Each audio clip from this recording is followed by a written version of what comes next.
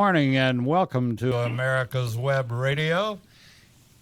It's time for David's Pick, and we're going to have a very special guest on today.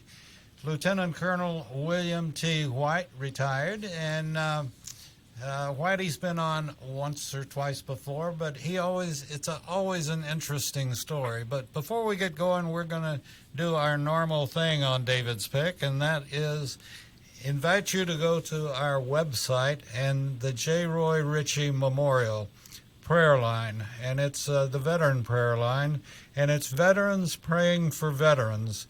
And so we're going to pause for just 1 minute, and we'll be back with our guest and my normal cadence calls. We'll be back in just a minute.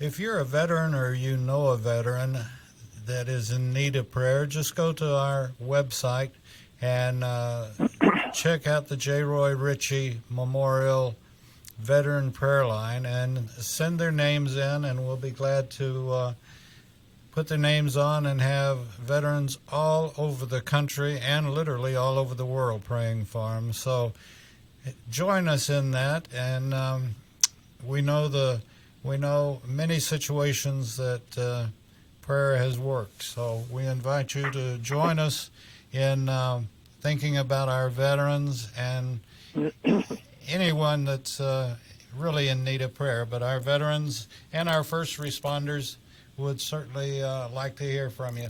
So with that being said, we're going to do one of my favorite things.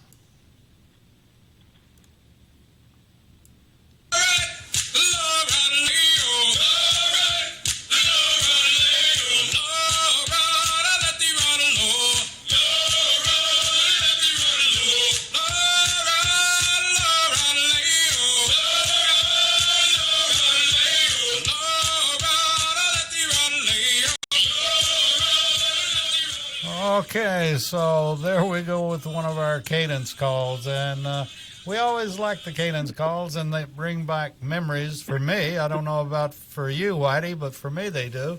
And how those cadence calls always came in handy at Fort Ord, particularly when we were doing that forced march or double time, and then either our platoon sergeant or our platoon leader would start a cadence call, and we'd get a smile on the face, and we'd make it that last half a mile or whatever. Good morning, sir. How are you doing? Hey, Dave, doing real well up here in North Georgia, staying healthy and safe. Everything's nice and cool up here. We're looking like we might get a little bit of snow. Oh, really? Oh, okay. Well, I knew we're supposed to get some rain here in Georgia. I didn't know they were predicting a little snow up there. When I used to love it. I had a place up in Blue Ridge and on the lake, and I loved it when it would snow. So beautiful and so peaceful and quiet. And it seems like there's an interesting thing about snow, and they talk about a blanket of snow and so forth, but it's interesting in that it seems like it brings a hush and a humbleness and a time to reflect when it's snowing or just snowed, and there's a quietness in the air that's just indescribable. It truly is a very peaceful time when you can just sit back and enjoy it. Well, I'm sure it was a peaceful and quiet time for you during your career. You have such a distinguished career. My goodness, you've flown everything but a broom, and well, I was very fortunate. I guess you might say it that way. When I commissioned into, went through. Remember the movie Officer and the Gentleman? They had what was called Aviation Officer Candidate School, and I went through that course with Marine drill instructors down in Pensacola, and then commissioned into the Navy, and ended up being the last guy to get to the fleet in the A-6 Intruder. So I got to start my career in that one, but it went away, and so I had to find another place to go. And so the Air Force was nice enough to offer me a couple of different aircraft, and ended up spending the rest of my career flying for them. Well, it's I guess there are a lot of people that don't realize that you can switch services, and it is difficult. There's a lot of paperwork that goes with it, but it is done occasionally, not something done very quickly, because it does kind of hamper your career progression, because there's no historical data that basically follows you over. But it definitely is something that can be done. I was more or less forced that direction if I wanted to continue flying tactical aircraft, so I went that direction. And you did you do 8 tours in Iraq? I did. I was in did a tour in the A-6 Intruder on the USS Enterprise over in Southwest Asia. Yeah, for the folks that are listening that aren't military and aren't Air Force necessarily, the Intruder, explain a little bit about that plane. Well, the Intruder was a aircraft that started in 1963, flying for the Navy and the Marine Corps. It was a 2-seat bomber that could carry either 28 or 30 500-pounders, depending on which service was flying it. And it was carrier-based so that we could deploy with it, and it served in Vietnam, and it was an all-weather, day or night attack aircraft. And it was kind of leading-edge technology in the 60s and 70s, and then we started getting upgrades as it got a little bit older. But when I came along, it was the E variant, and so it was kind of toward the end of its career, and I was fortunate enough to get about 500 or 600 hours in it before we had to decommission it. And when you say it was sort of high tech back in the early 60s, is that correct?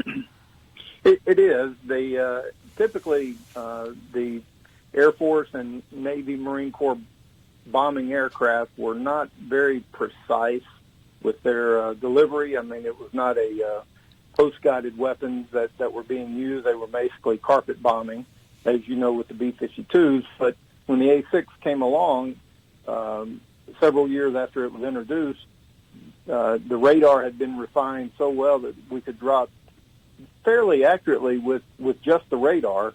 But then later versions received the laser that was in the turret underneath the nose, and then we were able to carry laser-guided weapons as well, which improved our accuracy for bombing. Yeah, let me ask, and you obviously have the experience to answer and the pay grade, I might add. But do you know of any country in the world? Well, one, there's no country in the world like the United States of America and our military, but that goes out of its way as much as the United States does to limit at all cost, or as much as humanly possible, collateral damage, and try to avoid it as much as we do. All the countries that are involved with NATO typically try their very best to minimize collateral damage. There are times and instances where that's just not possible, not through any cause or fault of our own, but sometime in war, in the fog of war, things happen. But the United States is by far the premier military that goes above and beyond to try to minimize any collateral damage, because we don't want to have to go in there and rebuild the country. We don't want to have to win the citizens over again. We try just to minimize that effect and maximize the effect on the enemy. And then we have situations where the enemy puts the collateral damage in the way of our airstrikes. They literally move people in and even women and children into areas that should be That's bombed, true. and yet, we take that into consideration. That's true. We've developed a weapon that typically, when we're flying bomb missions in the Intruder or some of the other aircraft, they had 500, 1,000, and 2,000-pound weapons. Well, now in order to minimize collateral damage, but make it much more directed at the enemy itself, we've developed smaller weapons that we can focus our the energy of that weapon to a very precise point. So it minimizes damage around the target and maximizes the destruction of the target. And as things develop, do you feel or do you see things on the horizon that, this technology even is well, it's been 50 years ago, but, in the next 50 years, do you see more sophisticated weaponry coming online? I'm still currently a DoD contractor by trade, and so I'm on my lunch break right now to do this interview, and we work with a lot of the latest technology weapons for all the different branches, and what some of the sophisticated weaponry that we have right now is stuff that you would read in a novel that has actually come to fruition. And so we've got an extremely well-trained and funded, for lack of a better term, and well-equipped military. So there's no military out there that's as effective as we are. Now, we work very well with our NATO allies, and we try to work with our enemies, to make sure that we don't have to destroy them, because that's not our first and foremost goal. But it is an option if we have to. But we certainly try to do our very best to get in and get out as quick as possible. If I understood what you were saying right, now this goes back a long ways for me, but what you're saying, or what I understood you to say, is it's sort of like the Dick Tracy talking watch that is now available. And what you're saying is some of the things that we might have read about in a comic book or 20 years ago or in a novel out of somebody's imagination are now developed? Yes. And that's really all I can say. Yes. Okay. Well, let's not go down that rabbit hole. No. I'll just go home and get out my comic books and see what was going on. I think it's from out of dreams come incredible developments, and that's true. And our education system, along with our NATO allies and their education and industry, has allowed us to create some incredible weapons that do exactly what we were talking about initially, was minimize collateral damage and maximize the pain that we inflict on the enemy. Whitey, if you don't mind, I'm going to take a quick break and remind everybody that we work very, very closely with an organization and a situation, I should say, called the Georgia Military Veterans Hall of Fame. And it is an outstanding organization, and their site is in the Floyd Building, directly across the street from the capital of Georgia. And you go in, you can read the stories of all the heroes that have come from Georgia that have served in the military and in one shape, form, or fashion or the other. And you've got to go to it. There's a gentleman named Colonel Rick White, retired, that's the director, and he has done an outstanding job. And you take your kids, you take your grandparents or whoever else and make it an all-day trip. They have a great cafeteria there. And you will be amazed at the number of inductees into the Georgia Military Veterans Hall of Fame. So go there, and we'll be back with Whitey right after this message. Hi, this is Rocky Blair, and I hope you'll make plans to join us on January 28th for Warriors for Hope. I'm thrilled to be a part. Whitey, we doing okay? Yes, sir. Doing good. And I would never, and do what you just did, that if you don't want me asking something, just if I go over the line some way or the other, tell me, and we won't go there. We're good. I know what I can and cannot say. Okay, great. Well, I'll try not to ask you anything that you can't elaborate on. Yes, sir. So visit warriorsforhope.events. That's warriors and the number 4, hope.events. You can make a gift and reserve your seat for this virtual benefit. Again, that's warriors and the number 4, hope.events. Thanks for your support, and we'll see you at noon on January 28th. Consider joining the U.S. Army. With training in fields like medical care, linguistics, and engineering, an Army career can amplify your efforts with humanitarian opportunities all over the world. Plus, you'll receive competitive pay and incredible benefits, so you'll be taken care of, too. Learn more at goarmy.com. You're listening to America's Web Radio on the AmericasBroadcastNetwork.com. Thank you for listening.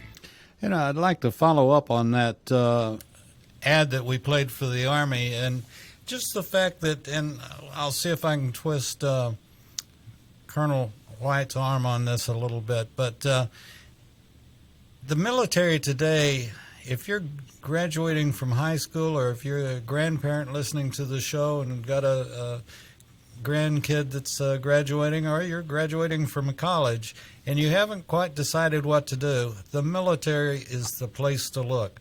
No matter what your interest is, one branch or the other of the military can fill your need, and it's turning out to be quite an occupation.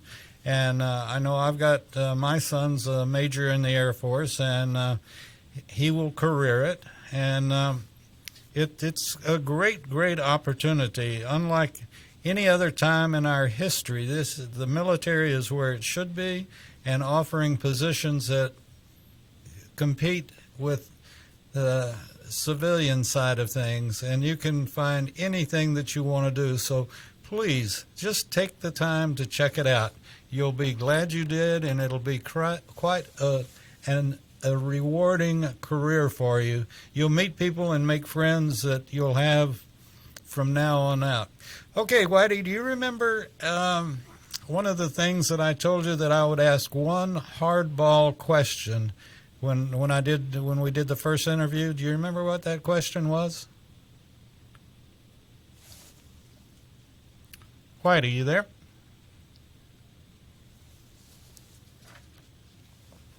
David, can you hear me? Yes, sir. I can hear you fine. My ear bumped the mute button.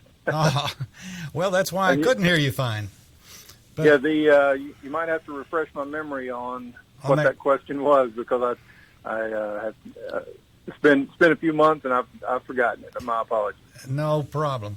The question is, can you name one veteran that can only tell one story? Oh gosh, no.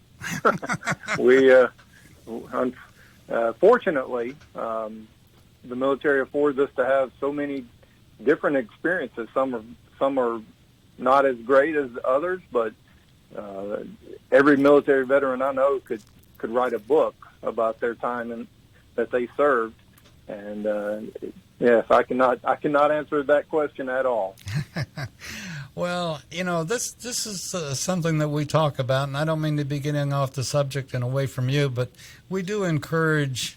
It's so important to pass these stories on. If you have kids or grandkids and you've been in the service, then invite them to sit on your lap and tell them about when you were in the service, or what you did, or what you can tell them.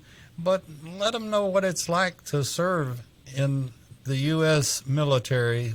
And it doesn't matter which branch you're in, and it doesn't matter what rank you have or had, but it does matter that they know that you served because you loved your country.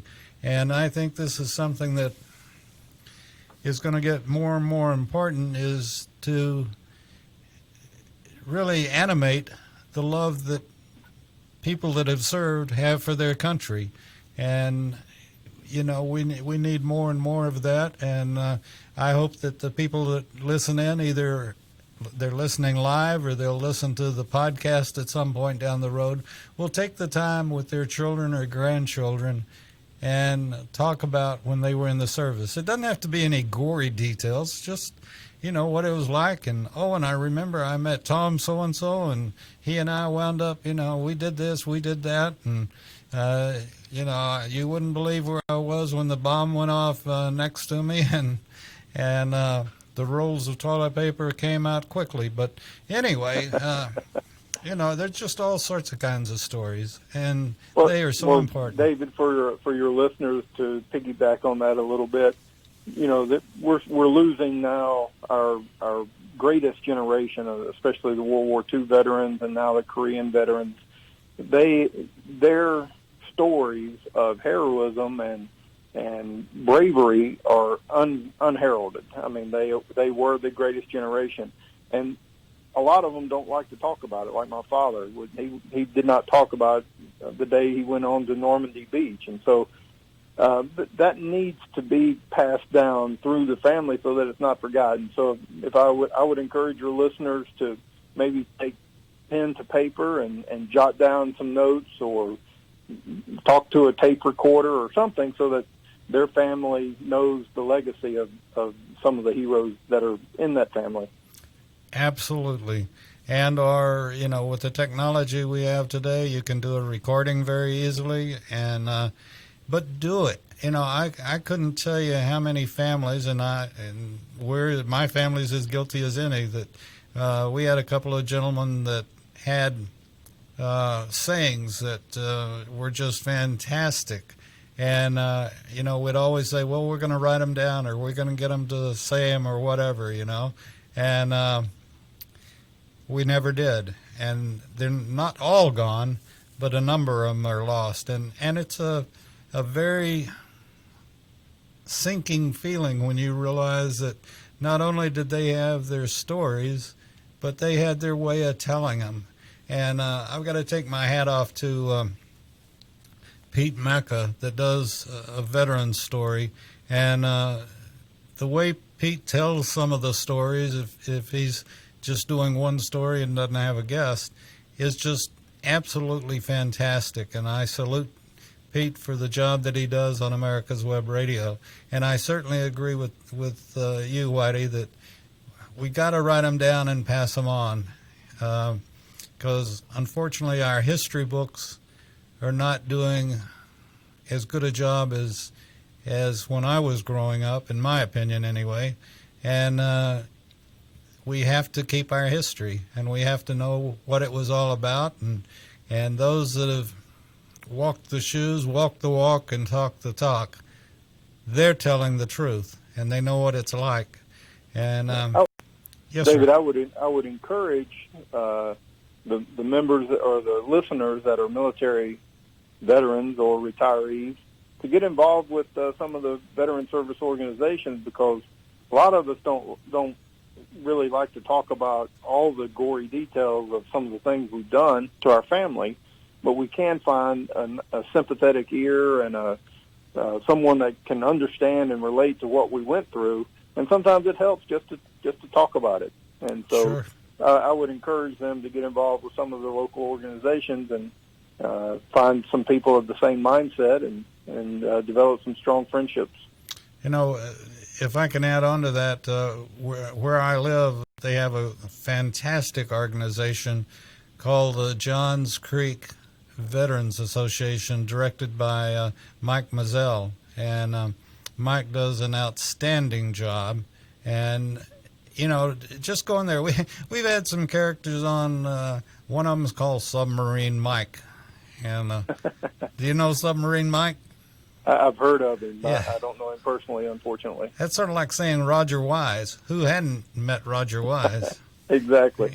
But they and again, you hit it on the head, and I'm very fortunate that, and I've said this too many times, people get tired of listening to it. Yes, I served, but I didn't serve in country. I was an NG and an AR, and but I raised my hand and I put my 6 years in, and I don't accept myself, but I've been very fortunate that most all of my guests have accepted me, that I did raise my hand, and I appreciate that more than people will ever know. And for that reason, I can relate, because we all do one thing together, and that's go through basic training and AIT, or different branches call it different things, but we all have that in common at least. But it's the stories are just fantastic, and whether it's your story or one that you heard about, at some point in time there'll be an appropriate place to tell it. That's true. And just the families of those military veterans and retirees, they want to know. I mean, and I talk to a lot of veterans in different organizations I'm with, and their families welcome that information because they want to know the legacy that their name has done for this country, and so they're proud. 99.99% of the time, they're very proud of their members, and sometimes it just takes an ear to bend in order for that person to open up. And with that being said, too, and I'm trying to get more and more of this going, and Submarine Mike, as a matter of fact, is going to be helping us with this, but, you can't leave your family out. Your family served while you were serving, maybe in a totally 1,000% different capacity, but the wife or child or whoever you left behind while you were deployed, they were serving as well, because they were taking up slack that mommy or daddy could have been filling in, and they served while you served, and maybe in different ways. But they have as many stories to tell about being there alone as we do of being forward deployed. Yes, sir. And so that brings me to the point of that there are a lot of veterans that even today don't realize all that's available to them through the VA and through other organizations. And we're going to be starting a show as soon as we can get our act together of veteran benefits, and let veterans and their families, because a lot of family members don't have any idea what benefits are available for their husband or wife or whoever it might have been that was a veteran, even their kids. And so we're going to try to start informing, get more information out to people about the benefits that veterans have.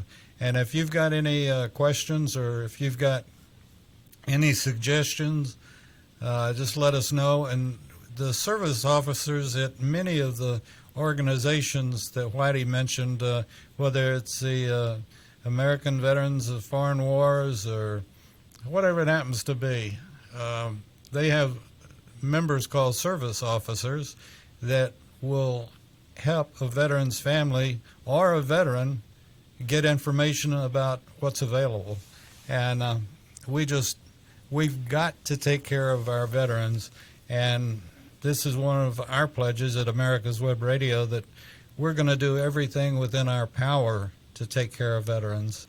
And we're supporting an event coming up. Oh, I got to mention too, January the 15th, we have veteran, and a lot of people know this name, Rocky Blyer, who was a veteran and came back after being injured in Vietnam, and still won 4 Super Bowl rings with the Pittsburgh Steelers. And Rocky's going to be on as with Lee Greenwood on January the 15th at 10 a.m. So please write that down. And they're helping with an event that's called Warriors for Hope, and that's the group called Warriors to Citizens, and Hope is St. Jude's Hospital for Kids. And they're going to have a major event on January the 28th that we'll be promoting on January the 15th when Lee Greenwood and Rocky Blyer are interviewed on America's Web Radio. So please put that down and plan on listening. Both of those gentlemen are just outstanding. And Rocky, I'm sure you know the story there, right, Whitey? I do. I've read a book that was written about him and what he did. It's a phenomenal story. It is, and both of them, and Rocky and Lee are both just wonderful gentlemen and totally support all veterans and do any and everything they can. And that's, we ran a Rocky Blyer. In fact, I'm going to run it again right now, if you don't mind, Whitey, Sure. and we'll come back right after this. All right. Hi, this is Rocky Blyer, and I hope you'll make plans to join us on January 28th for Warriors for Hope. I'm thrilled to be a part of this virtual fundraiser for St. Jude's Children's Research Hospital and Warriors to Citizen. These organizations do so much to support veterans, first responders, and families who have been touched by pediatric cancer. I'd also like to thank David Moxley and his show, David's Pick, here on America's Web Radio for supporting Warriors for Hope. And I know you'll want to join in and support this event as well on January 28th. So visit warriorsforhope.events. That's warriors and the number 4, hope.events. You can make a gift and reserve your seat for this virtual benefit.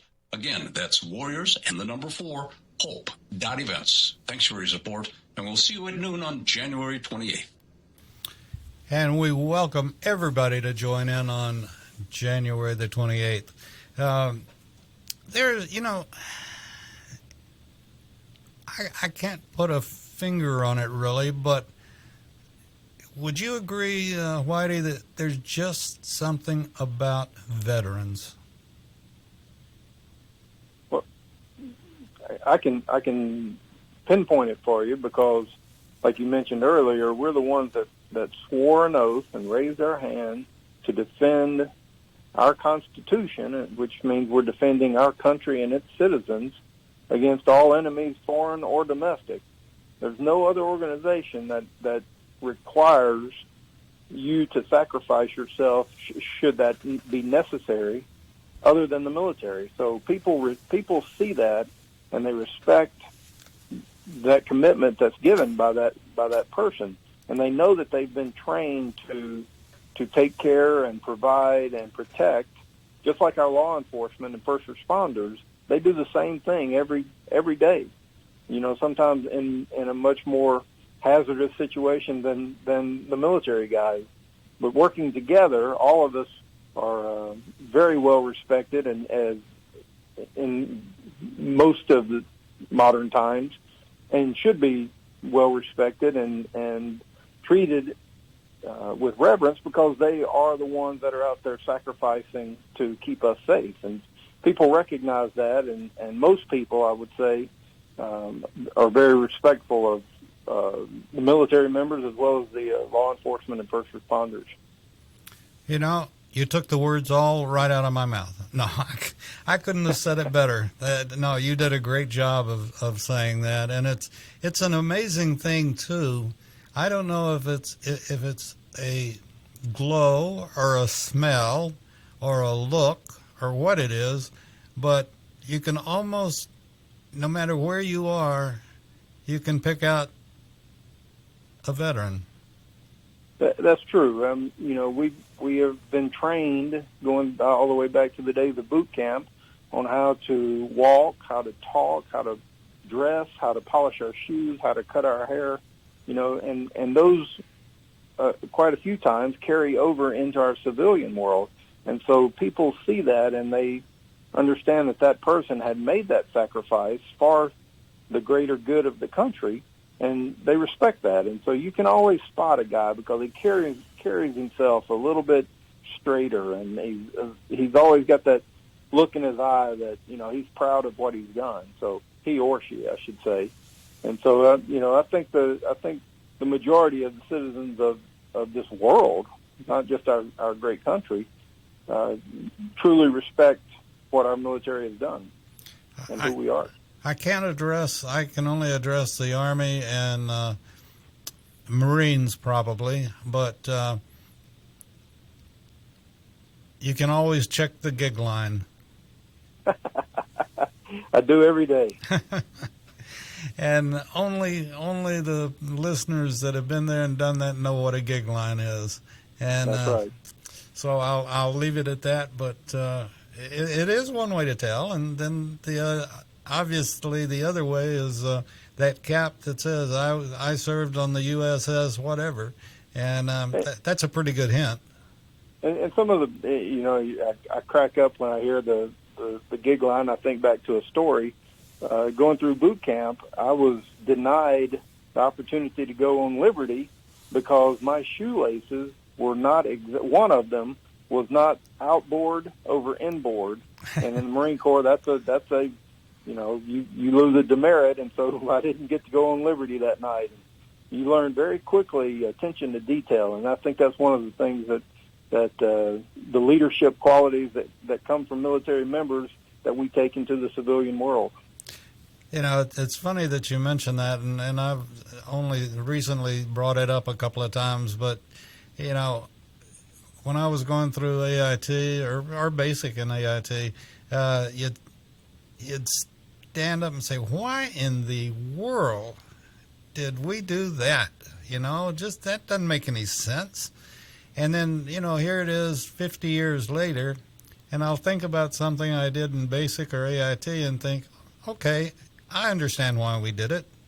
And our military is so experienced, and they do something. In fact, I think they do something that no other military in the world does, and that's even though they break you down in the first day or two by making you all look alike with bald heads, but at the same token, there's a reason for everything, and it comes from years of experience and how do you get the most out of the individual.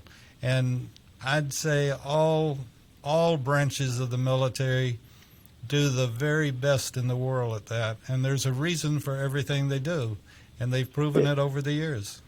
And it goes all the way back to they teach you attention to detail. You create a habit pattern. And when I would get into the jet, I would sit down and I would start in a certain position, checking every switch in the jet. And if I got interrupted, I would start back because I created that habit pattern and that attention to detail. And that's what saved myself and my crewmate several times. So there's a reason for everything that we do. Yes, sir. And this is, again, the reason that I say if you are a high school graduate or graduating from college and don't know what you're going to do, please take a look at the military, because once you've served, no matter who you're up against for a job, when you come out of the military, you've got something on your resume that only 1% of the country ever have, and that's that you served. And it'll put you in ahead of the line in many, many cases. And whether it's learning how to weld, learning IT, or whatever it happens to be in the military, anybody that's looking at your resume knows that you're the best trained. You just can't find it anywhere better. And that's my spill for Join Up and Join Up Today. It's a great organization. The military is a great organization. It's not for everyone, but if you're willing to make the sacrifices necessary, it's a great way of life.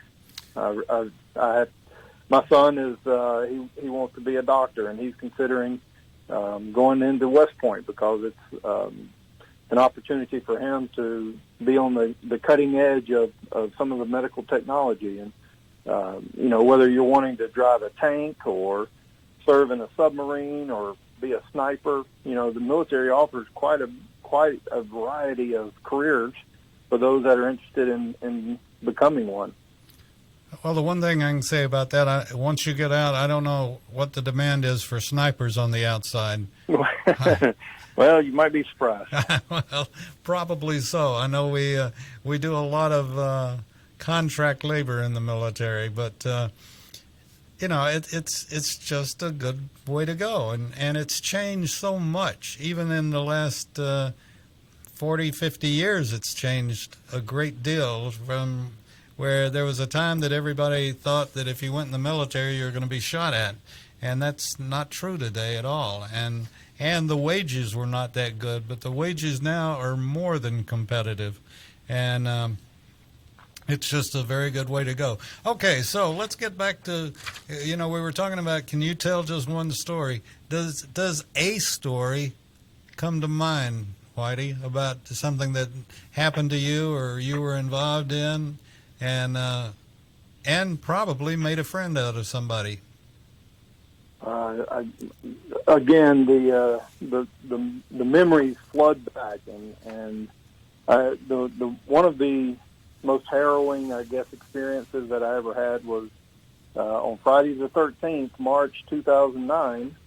I was flying in a Joint Stars aircraft, with the Boeing 707 commercial aircraft, but it's been modified for the mission that we do. And the wing tank, we were over Baghdad refueling off of KC-135, and there were some popping noises, really, really loud popping noises. It was kind of like a 30-06 going off, and turned out the wing tank ruptured and broke all the spars and ribs, and fuel was leaking out right next to the engine number 2, and we diverted or declared an emergency and started to return back to the base, not knowing how bad it was, and very, very harrowing experience, because there's no way to get out of that jet, no ejection seats or parachutes or anything, and the wing was almost dripping the fuel onto a hot engine, so we were very concerned about that. And the Navigator, Lieutenant Colonel John Erickson, callsign Hagar, who looked just like Hagar the Horrible from the cartoon character, was one of the 4 guys on the flight deck that saved the entire crew of 17 people. And it was a joint mission. We had Army guys on there, we had a Marine on there, we had Air Force and National Guard folks. And so his heroism, along with the other guys that are on the flight deck, saved us. And there was a lot of issues that arose from all of that mentally for some of the guys and gals, and but that's one of the experiences I think back on how good of a friendship I developed since then with that guy. He's probably my very best friend that I can confide anything into or confide to, because there are times that I don't want to talk to a family member because they can't understand some of the mental PTSD that we went through, and he can. And so I would urge everyone that has an issue that they don't want to talk to a family member, find a friend that can relate to it through one of these VSOs, and develop that friendship. And I promise they'll be there for you every time you need them. And this is something that, again, because you've been there, done that, there's no other anything, and I've called it the largest fraternity or sorority in the world, and that's the military. And the friendships you make there, carry on for life. And I'm very fortunate. I met a good friend, and we're still friends after 50 years from basic. And we can kid about some of the shenanigans we pulled at Fort Ord, but and that's a perfect example. When I went through basic, my other best friend that I met in basic, would not have met him anywhere else. Turned out to be my roommate. He turned out to be best man in my wedding. He's turned out to be one of my best friends of all time. I mean, and that I can call him at any time, and he would do whatever I needed. Yes, sir. No question asked. That's the kind of bond that people that go through those types of experiences develop with each other, and so it's good to have that. If your listeners don't have that one friend they can call, they need to get involved and find someone that they can develop that friendship with. Couldn't agree with you more. And there's another thing that's very amazing that we've related to many other veterans that I've talked to and interviewed, that I had an experience in AIT that as I'd come back somewhat a little, maybe might have had one too many beers, but came back for Saturday morning, got in my chow line to start AIT.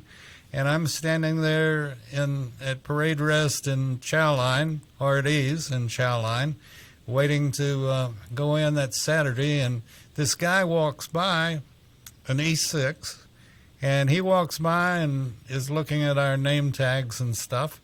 And I looked at him, and he took about 2 more paces and then did an about face that would have cracked your neck. And he was a friend from high school. And no kidding. he was a shake and bake, and came back and was my platoon sergeant. And because we were friends, there a few things got to rub off, and right. It was a good experience. But I couldn't believe that there was Danny Nowak. And I don't know how many people I've interviewed that will have as big as the military is, one of two things will happen.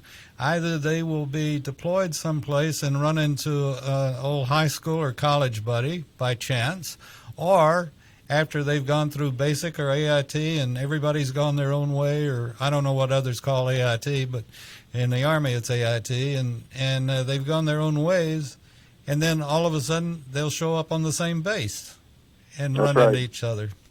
So It's a small community. It is, and it's such a rewarding community. You just can't beat it. So, okay, back to that must be. I would suck it up considerably just thinking about that big tanker in front of me that has I don't know how many gallons of fuel on it, and be hitting a little bitty suction thing and getting thousands of gallons of airplane fuel pumped into my plane. That each time you did it, that had to be a little bit of an experience in itself. When I was in the A-6 Intruder, we could take gas, obviously, but we could also give gas, which was usually most of the time, I should say, it was a non-event because you've built your routines and gone through your habit patterns, and Hornet or Tomcat comes up, gets their gas, and off they go. But there are a couple of times I was flying the F-15E Strike Eagle, and we were over northern Iraq and tanking off, or actually we were in Turkey, tanking off a KC-135 before we headed into the northern part of Iraq. And it was just every time that you would top off in that aircraft, you'd have to basically go into afterburners just to stay connected because you were getting so heavy. So it's kind of a really unique experience tanking off of another aircraft. And they vary from aircraft to aircraft. Just last week I was talking to a guy that was one of the A-6 Intruder pilots, and we were talking. He was a Marine pilot, and we were talking about tanking off a C-130. And it's just, in that situation, you have to drop your flaps and slats to generate as much lift as possible because you have to go so slow to tank off a C-130. But, if you're tanking off one of the KC series of aircraft, sometimes you have to tap in the afterburner just to stay connected. So it's really quite the variety of experiences that you get to go through if you're in the military. And I'm just speaking from one person. And one story. That's right. There's 1,000 stories that we could all tell. No, I just when did air fueling really start? I would say it was probably in Korea. Some of the early Air Force and Navy fighters that they were just not able to get carrying some of the payloads that they had to carry. They just could not take off with as much fuel, so that once they would get airborne, they would top off and then be able to proceed in for their missions. I'm not sure when the first tanking took place, but I would imagine it was sometime in that era, because they've had these aircraft around for quite a while. Wow. And I have all the respect in the world for the pilots that is the tanker pilot. My gosh, when he takes off, he's a liquid bomb. It's amazing the aircraft that our inventory has, that the U.S. military has in our inventory. Just to see a flying fuel tank take off is an incredible experience. You look at some of the C-5, it looks like it's not even moving when it's taking off. It's so large. It's pretty incredible what our military can do. Oh, it is. And I don't think, to my knowledge, any military in the world compares to it, does it?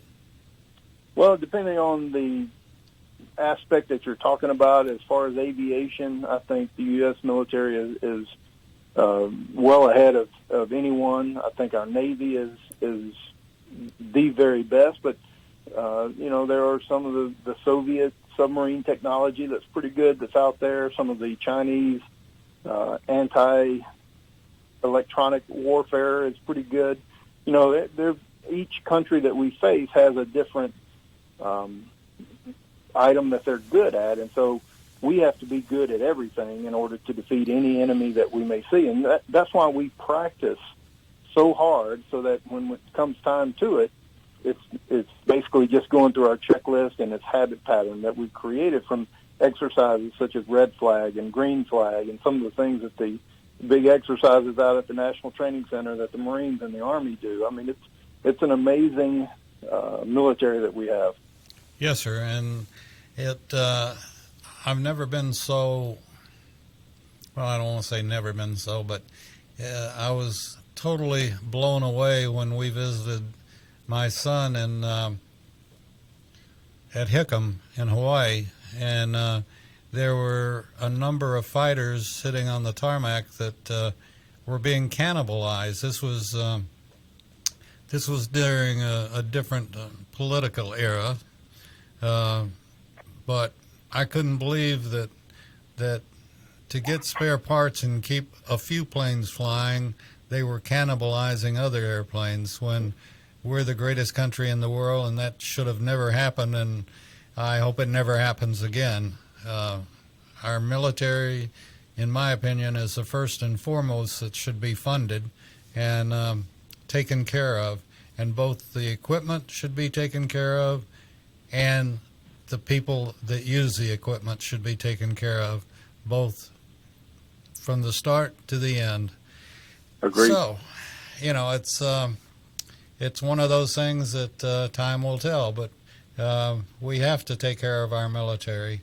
And, it's, again, we're the only country in the world that has the biggest and the best, and I don't know of many countries that could take us if we decided to go after them.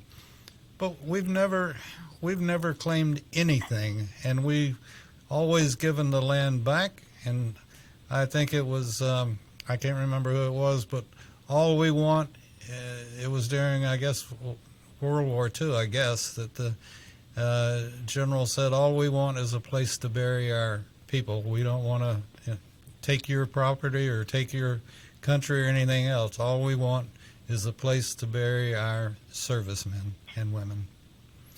So that's the kind of country we are, and that's, I think, hopefully, that's why the world has the most respect for the United States. We've never attacked a country that I know of to take their land. Agreed. Well, sir, I'm the one that has to agree with you since you got pay and rank on me way over my little E5. But I want to thank you for coming on again, and as always, will you do it again? David, I'm always available for you. My bosses have allowed me the flexibility to, take the time to do these anytime that you're in need someone. I love talking about the military, especially the young enlisted guys that would work on the jets. They would give us a perfect jet, and we'd go out and break it, come back, they'd fix it all again. I mean, I can't talk enough about my chiefs, the people I served with, the aircraft I got fortunate enough to be part of. I mean, it was an amazing 20-plus years for me, and I love talking about it. So anytime you need a guest, please let me know. I'd love to come back. You brought up one thing that when I was in, there was total segregation between enlisted and officers. I mean, total segregation. And, in fact, you could get in trouble. But that's all changed. And how do you feel about that? Well, depending on the service, there's still a penalty for fraternization, and that's taking an officer and enlisted relationship beyond professional. And so while there are a lot of interactions between the two, there still has to be some separation, because the officers are the ones that have to hold the troops accountable. They have to do the paperwork when something bad goes wrong, and they do the paperwork when something good is able to be given. So you can't have that close personal relationship like you do with a fellow officer, in my case, or enlisted, but you can still have that mutual respect, and you earn that. In the situation I was in, I earned it with my chief and my shop, because I got out there and I turned wrenches with them. I worked on the aircraft, and which in turn helped me learn the aircraft even better, so that, if there was a situation where I didn't have a maintenance guy, sometimes I'd be able to fix it myself. So while we have that great relationship between officer and enlisted, there is some segregation that still has to go on because of the roles and responsibilities that each have. And that's why I called you sir. Well, I'm retired now, so as we all are, and out here we're all brothers in arms. Yes, sir. Well, with that being said, I want to thank you again for coming on today, and look forward to the next time that we can visit and be together on the radio. And one of these days we're going to get you to come on down. Well, I hope the next trip I'll be able to visit in studio. And again, I'd like to thank the Georgia Military Veterans Hall of Fame for coordinating us to be able to do this, and appreciate your time for allowing me to speak about a few experiences. Oh, well, we love the stories, and now some of them, I can't imagine what you were feeling when you after the tank had exploded. That's an hour-long story in itself. Well, one of these days we'll just have to go through it. I just can't imagine what was going through, your mind, and I haven't been there, I haven't done that, so there's no way I could even come close to thinking about what was going on. But we do appreciate it, and appreciate your service, sir, and look forward to maybe someday we'll just have a standing military that doesn't have to go to war, and that would be the greatest thing going. Pray for those days. Yes, sir. Take care, and hope you have a good weekend, and we'll talk to you soon. The pleasure was mine, David. Thank you, sir. Enjoyed it, and I'll talk to you soon, sir. Thank you, sir. Bye-bye. If you live to serve and want an even bigger difference, consider joining the U.S. Army. With training in fields like medical care, linguistics, and engineering, an Army career can amplify your efforts with humanitarian opportunities all over the world.